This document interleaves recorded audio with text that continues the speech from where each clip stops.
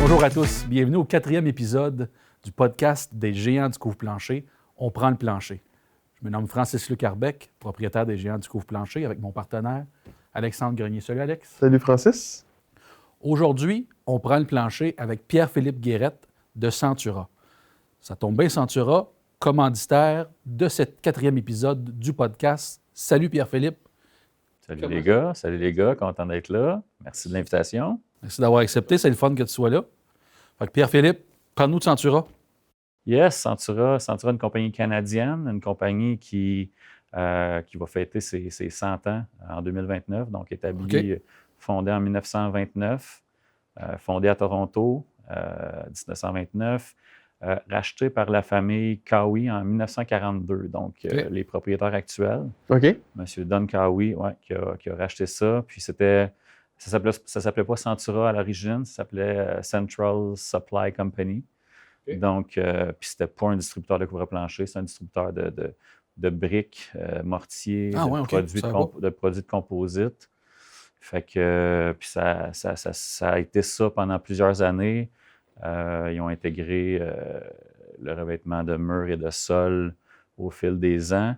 Donc, puis c'est devenu excusez-moi l'anglicisme, leur core business au fil des années. Donc, Centura est devenu un joueur majeur au Canada dans la distribution de revêtements de sol et de murs. Le nom Centura est apparu dans les années 80. Okay. Donc, on le connaît sous Centura au Québec, mais on le connaît beaucoup sur Centura Tile dans le reste du pays.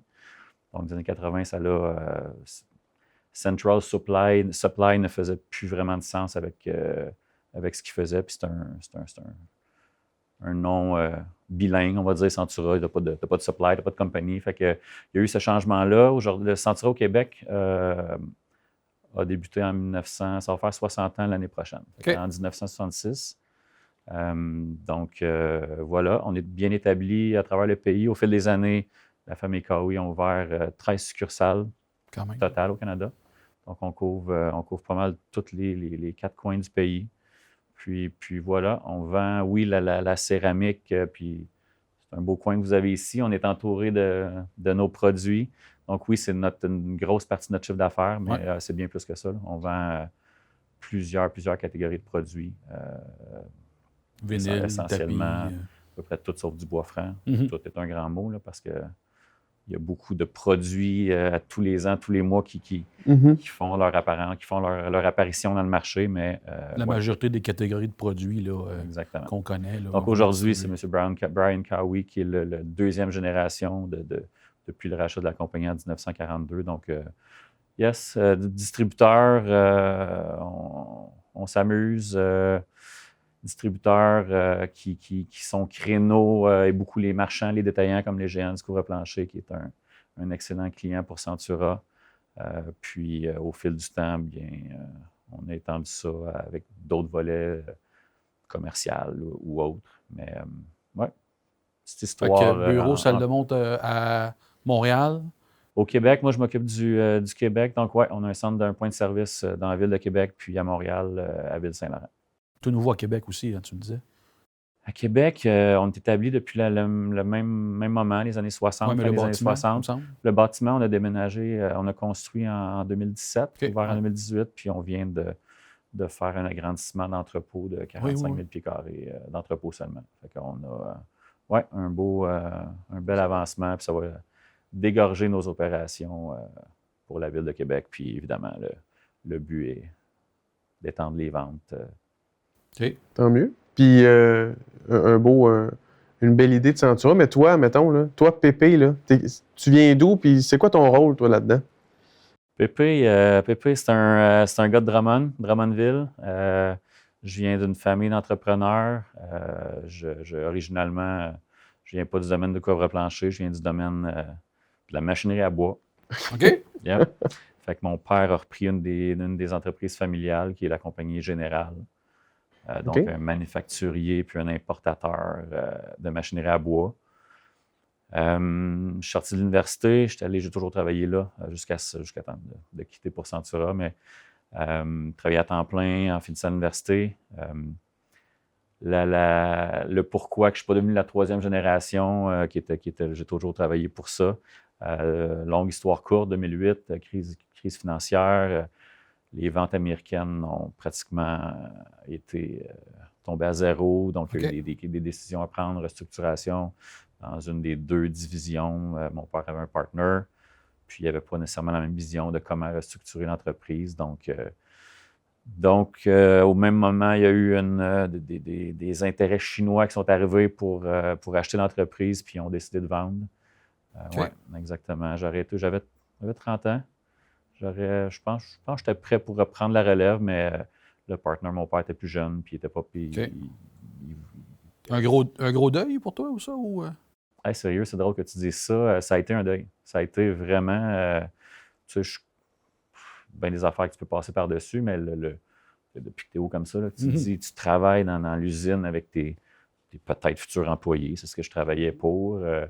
Puis, non, je l'ai utilisé, ce terme-là, deuil. Mais tu sais, c'est comme toute la vie est bien faite. Là. Tu passes par-dessus. Puis quand je suis arrivé, donc je suis parti 2013 dans le due diligence de la vente de l'entreprise. Je me suis retrouvé chez Centura comme directeur des opérations pour le Québec. Puis oui, un deuil, mais j'ai retrouvé une place où ce que le monsieur Claude Daigneault, qui était le directeur général à ce moment-là depuis le début des années 2000, il m'a fait une place, il m'a inclus dans bien plus large que ce qu'un directeur des opérations normales devait gérer. Fait que ça m'a motivé, ça l'a aidé à faire ce fameux deuil-là. Puis fait que 2013, excusez-moi, directeur des opérations jusqu'en 2022, moment où M. Daigneault a pris sa retraite. Ouais. Puis j'ai pris la relève, les rênes de cette compagnie-là pour le Québec. Donc voilà, ça fait bientôt près de 3 ans que je suis à la tête de Centura puis des décisions qu'on prend. Le défi se passe bien? Le défi se passe bien, on s'amuse. On a une belle équipe. Écoute, M. Daigneault m'a laissé une équipe solide. C'est vrai. C'était son équipe, mais vraiment bien rodée, une belle équipe, des belles valeurs. Fait qu'après ça, ça fait simple à dire, mais c'est juste de continuer dans cette veine-là. Puis les valeurs me rejoignent énormément. Donc, yes, la petite histoire de Pépé. C'est le fun d'en apprendre plus sur toi et ton parcours. Yep. Pépé, pour nous, chez les géants, Centura, c'est un fournisseur majeur. Mais peux-tu nous en dire plus sur le rôle d'un distributeur comme vous autres? Qu'est-ce que ça fait, en gros, un distributeur comme Centura? Excellente question. Le rôle d'un distributeur, ça peut paraître simple, mais tu sais, dans un... Regarde, on le prend ici, là. Vous avez tellement de produits. Le rôle d'un distributeur, mais premièrement, c'est de faire une sélection de produits, puis d'être toujours à la recherche de ce qui se fait, le dernier cri, la nouvelle tendance, la nouvelle technologie du marché. Donc, c'est notre rôle d'aller rechercher ça pour vous offrir le produit le plus tendance, le plus actuel, parce que il y a de la compétition, la clientèle a toutes sortes de moyens de s'informer aujourd'hui, fait que c'est certain que c'est notre devoir d'aller chercher les dernières tendances. Après ça, bien, il faut les acheter en grande quantité, les inventorier, puis après ça, évidemment, les distribuer à différents clients. Échantillonnage. L'échantillonnage, exactement. Donc, c'est le rôle d'un distributeur. Oui, il y a eu quelques manufacturiers dans les dernières années qui ont essayé d'aller direct en se disant, oui, en essayant d'être plus compétitif, en coupant un intermédiaire, essayer d'aller descendre le prix pour aller chercher des parts de marché, mais un manufacturier à la base n'est pas structuré pour revendre en plus petite quantité. Donc, c'est là que le distributeur entre en ligne de compte. Puis, un magasin, un client comme les géants, où vous avez une gamme de produits tellement large, vous voulez avoir à peu près tout à offrir pour votre clientèle, pour aller closer une vente, encore une fois, pour parler bien français.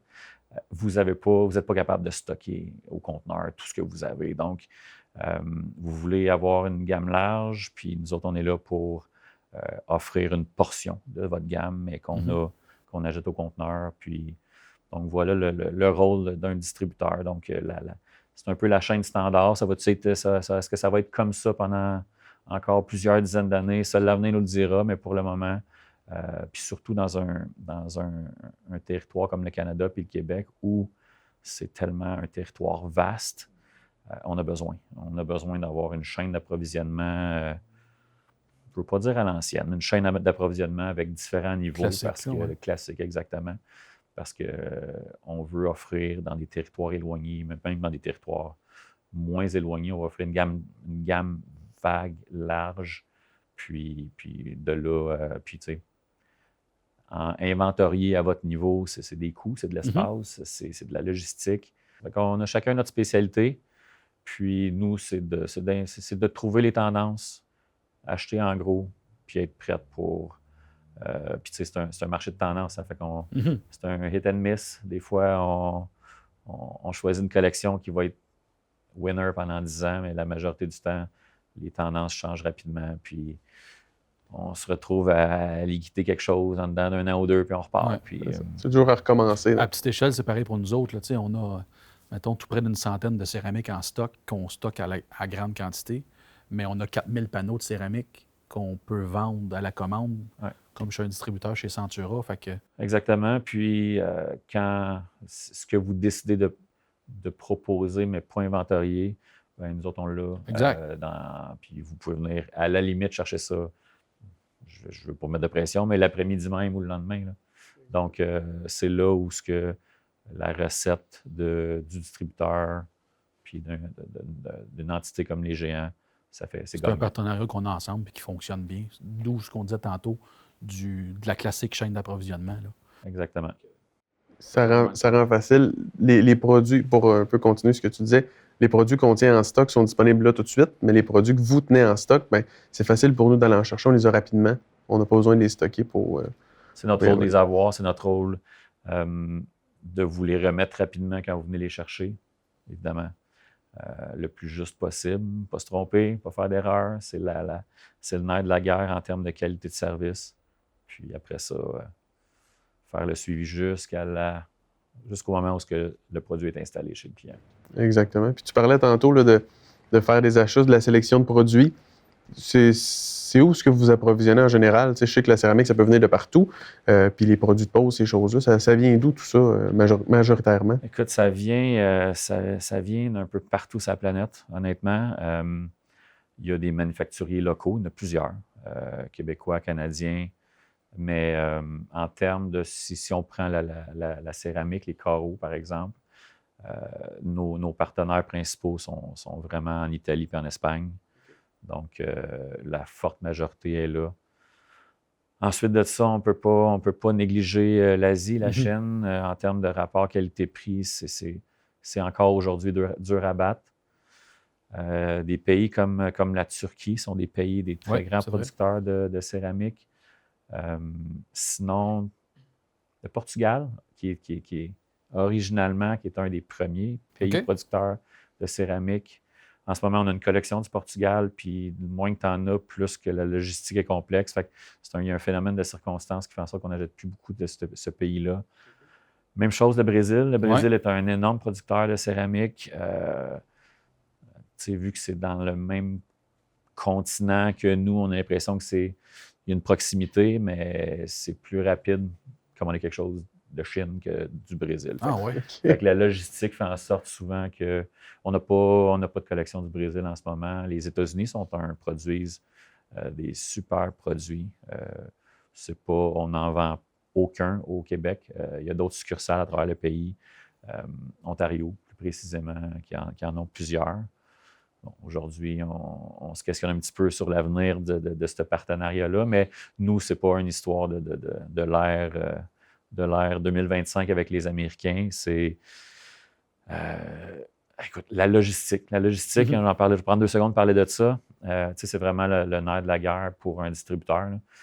Si on se dit livrer un conteneur, un truckload de céramique provenance du Tennessee, ils sont pratiquement tous au Tennessee, les manufacturiers de céramique. On parle de plusieurs milliers de dollars de plus en transport versus Toronto, London ou des villes en Ontario. OK. Quand tu regardes ça, ça fait tu te demandes pourquoi, là, mais au niveau du camionnage, le in and out des villes, ils viennent pleins, ils partent vides. Fait que c'est un calcul, c'est une logistique qu'il faut vraiment tout prendre en considération. Donc, pour répondre à la question, l'Europe est notre plus grand partenaire. OK. Italie, Espagne, un petit peu Turquie, l'Asie. L'Inde est un joueur, on se questionne sur l'Inde qui commence à monter tranquillement. Le Vietnam, qui est un peu la béquille des Américains pour les tarifs, parce que les Chinois ont beaucoup transféré de la production vers le Vietnam. Mais on a quelques collections de l'Inde, mais c'est pas encore un joueur principal avec nous. Puis avez-vous des gros noms de manufacturiers, là? Je sais que dans les produits, excusez, je cherche mes mots, mais les produits d'accessoires, si on veut, vous êtes distributeur de Schluter. Absolument. On a plusieurs. Là, je veux dire, on a puis certains qu'on a une exclusivité. On a les American Built-Right, Ropey, Tech, qui est notre ligne exclusive de produits d'installation.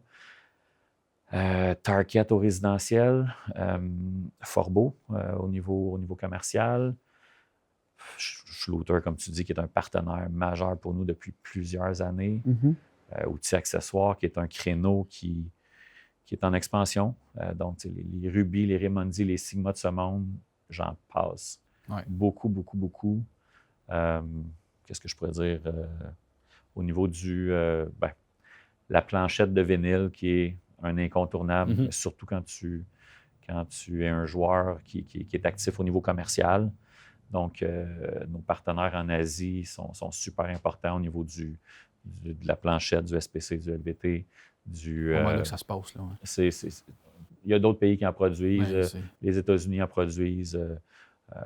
La semaine dernière, je parlais avec un manufacturier français qui en produit, mais ils ne sont pas compétitifs pour ce créneau-là, puis ils vont servir des marchés locaux. Mais non, c'est un incontournable. Même chose pour le bois laminé. C'est l'Asie qui est... Si tu veux être dans la game au niveau commercial, c'est là que ça se passe encore. Un truc que j'aimerais discuter avec toi, le côté tendance, nouveauté, là, on se situe en ce moment dans le couvre-plancher? Je te dirais la première tendance, puis c'est probablement plus large que le couvre-plancher, mais c'est produire dans l'éco-responsabilité. C'est vraiment là qu'on est. Donc, que les manufacturiers produisent des produits avec des matières recyclées, qui produisent de façon carboneutre. Même, on est rendu, l'Europe est assez avancée à ce niveau-là. On est rendu dans la carbopositivité. Donc, on a un coup pour produire un produit, on recrée, on annule la quantité de CO2 qu'on met dans l'atmosphère. Plus carbone zéro, là, on est plus loin que ça. Exactement. Donc, ça, je dirais que c'est une tendance qui est très, très forte.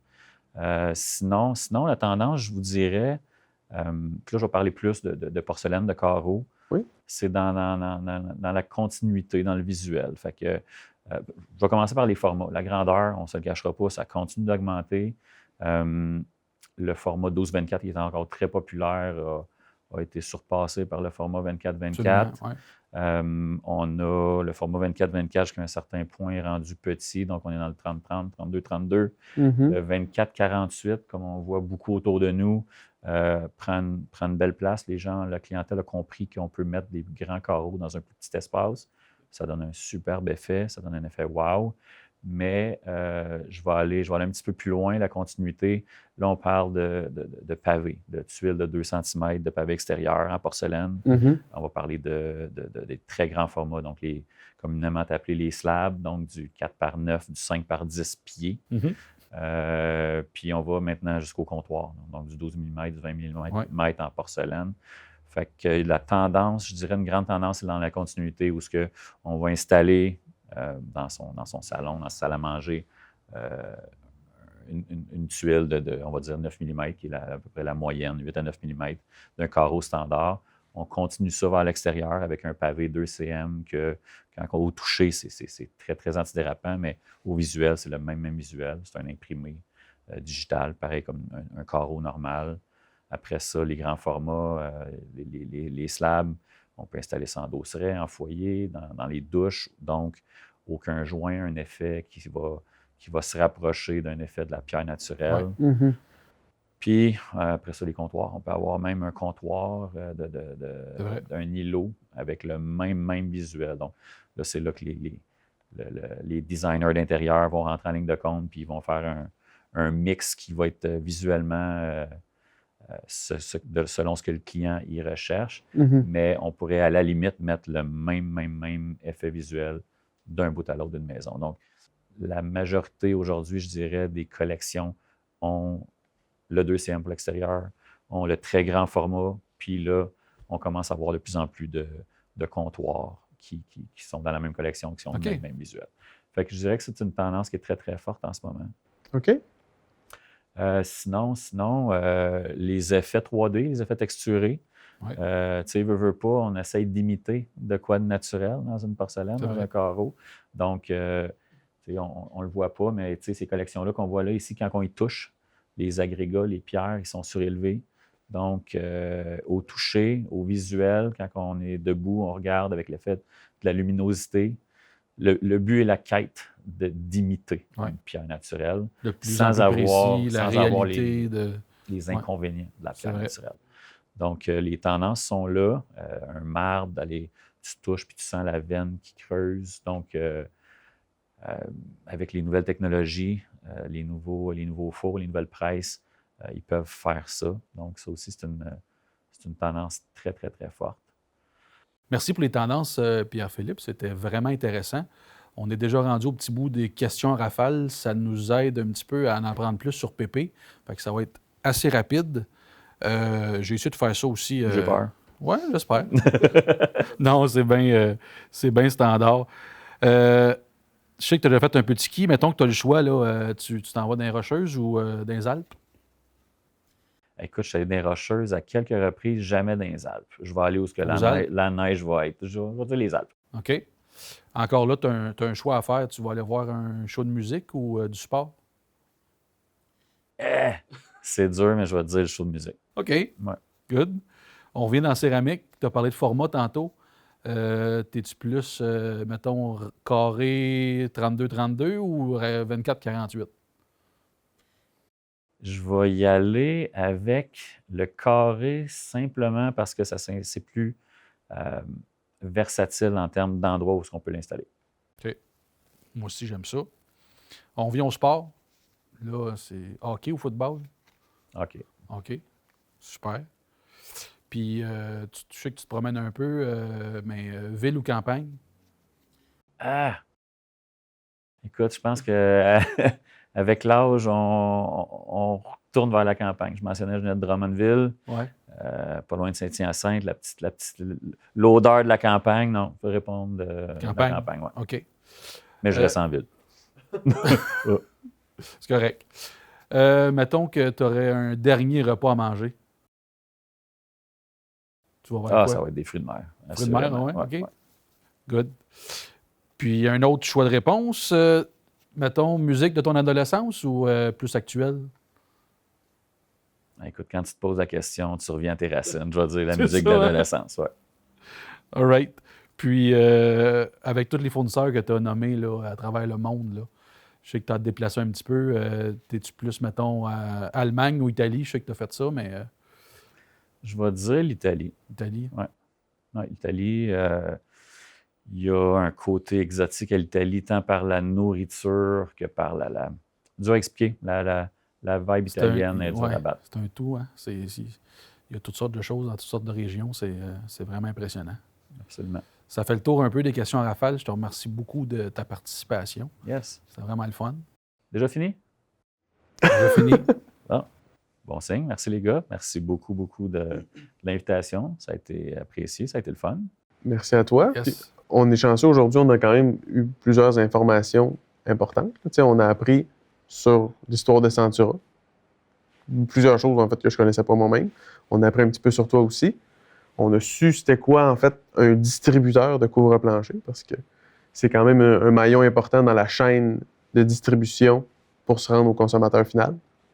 On a aussi parlé des nouvelles tendances, de tout ce qui est possible, tout ce qui est disponible sur le marché. Puis il y a plusieurs choses aussi que des fois, on ne le sait même pas, on ne s'en rend pas compte que les tuiles, la même tuile que je peux avoir dans ma cuisine, bien, je peux l'avoir le même dessin à l'extérieur ou sur mon comptoir. C'est quand même un truc intéressant à dire. Puis comme tu dis, les designers à ce moment-là, c'est là qu'ils peuvent faire leur travail pour faire un bon design. Est-ce que tu aurais un dernier conseil à nous donner là, avant la fin de l'émission? Oui, je dirais oser. Oser. On voit des looks un peu plus funky. Là, puis, auparavant, c'était un peu réservé au commercial où c'était pas un endroit où on restait à temps plein, on couchait, on se levait pas le matin puis on voyait ça. Mais il y a des looks aujourd'hui qui vont braver le temps. Puis, on parlait encore des designers qui sont capables de faire des bons mix où on est capable d'avoir un look un peu plus soft qui va durer dans le temps, mais avec des accents un peu plus funky qui vont donner un effet wow à sa résidence quand tu vas, quand nous, on rentre personnellement, puis quand tu as des invités aussi. Mm-hmm. J'aime ça, c'est le fun. C'est un très bon conseil, honnêtement.